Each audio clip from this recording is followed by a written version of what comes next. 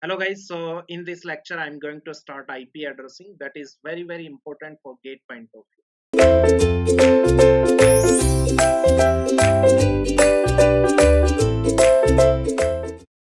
So guys, let us begin with the IP addressing. IP addressing.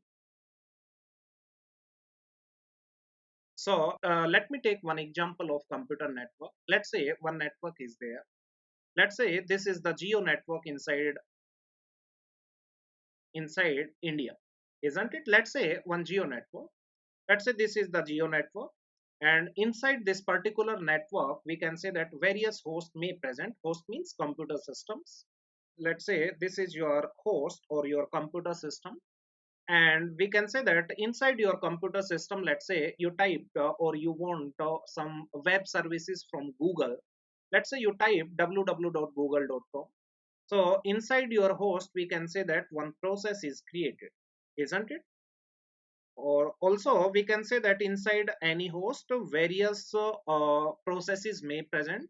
Similarly we can say that inside any network various hosts may present, isn't it? Or obviously we can say that yes, various hosts are present inside any network, and inside the host we can say that various processes are present, isn't it? So one process is, we can say that activated, means we type www.google.com, means we want some web services, or we can say that one web page from the Google, isn't it? So let's say somewhere in US, let's say our network is there. Let's say this is the network inside US, isn't it? And inside that particular network Google server is present. Let's say this is the Google server. Google server means nothing, one host, that means one system, nothing else. And inside that particular host, let's say one process is there. That is the process we requested, isn't it? Now in order to communicate with the Google server, we can say that first our request has to reach to the destination network. Second one, we can say that then our request has to reach to the destination host, and finally our request has to reach the destination process, isn't it? That is the entire communication. So we can say that yes, this is the step one. Step one is for reaching to the destination network.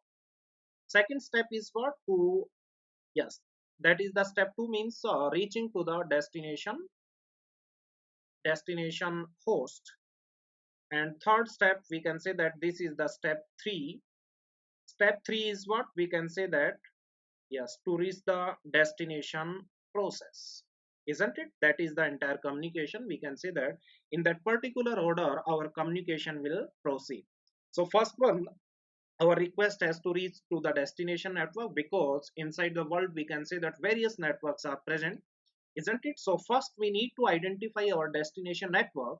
Then we can say that our next step is to identify the destination host, and finally we can say the destination process. Is that clear, guys? Okay. Now guys, we can say that yes, we can say that www.google.com, isn't it? Means we want some web services or web page from the Google server. So this particular www.google.com is known as what? Domain name. Now we can say that this domain name has to convert, yes, in one number, that is known as what? One address, that is known as IP address. IP address is what? We can say that some number. So one service, we will discuss it later. Yes, we can say that, let us suppose one service will convert this domain name into IP address, isn't it? And IP address is, we can say that divided into two parts. Let's say this is the IP address. This IP address is divided into two parts. First one is known as network ID, and second one is known as host ID. HID means host ID. So guys, listen me correctly. With the help of network ID, yes, we can identify the destination network. Similarly, with the help of host ID, yes, we can identify the destination host. And one more thing is also there, that is port number. And with the help of port number, we will identify the destination port, isn't it? So yes, we can say that HTTP services like HTTP. yes, we can say that the port number, or we can say that for well defined services port numbers are predefined and fixed, and for HTTP we can say that yes, port number is what, 80. So along with that we can say that IP address port number is also required to reach the destination process. And for well defined services like HTTP, FTP, SMTP, yes, some predefined or fixed port numbers are there which are globally known, isn't it? So along with, we can say that IP addressing port number is also used. With the help of IP address, we can identify the destination network as well as we can say that destination host. But to identify the destination process, we can say that port number is required, isn't it? Yes, we can think inside host various processes are present. Also inside a network different hosts are present, isn't it? So we can say that yes, we can say that if you want another process within the same host, then the entire IP address will be the same but port number will differ. If we want the, yes, another service from the Google, or we can say that another process from the same Google server, isn't it? I hope this one is clear to everyone. So some students may ask the question, sir, why this domain name is required? Because directly we can type the destination address or IP address. Yes, that is also possible. But you know very well, human beings are good to remember names rather than numbers. That's why we use www.google.com or www.anything.com and so on.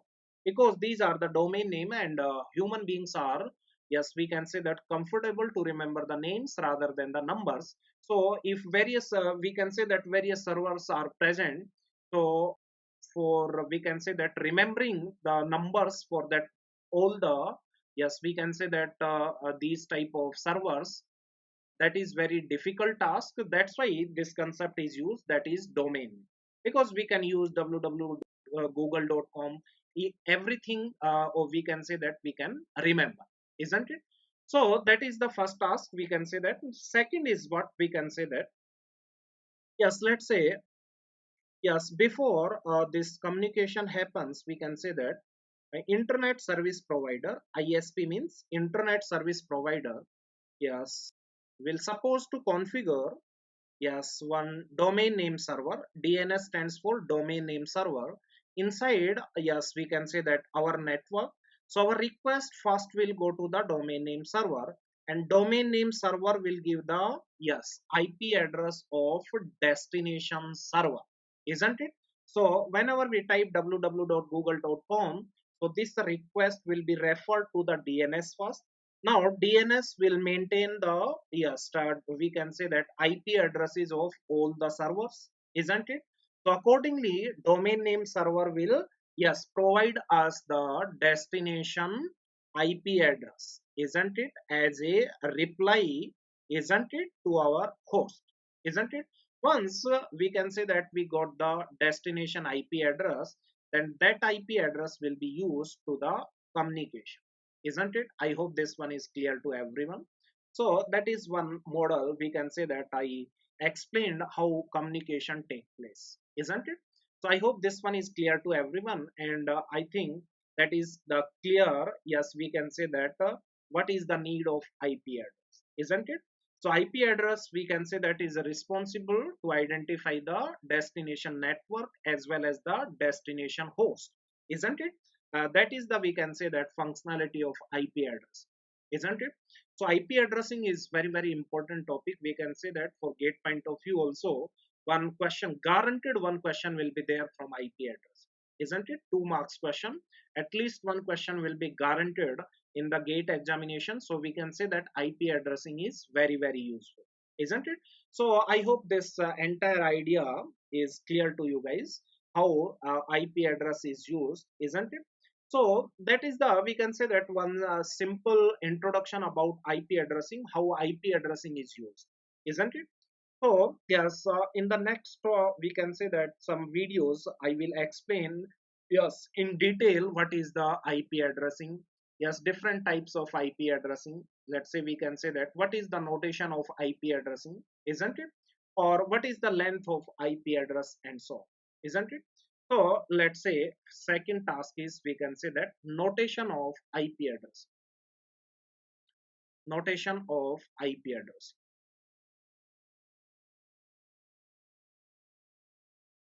So in the GATE syllabus, IP Internet Protocol version 4, IPv4 is there, that is of 32-bit, isn't it? So IPv4 version 4 is of 32-bit. So we can say that two notations are there. First one is known as binary notation.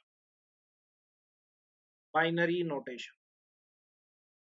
And second one we can say that that is, yes, dotted decimal notation. Dotted decimal notation, isn't it?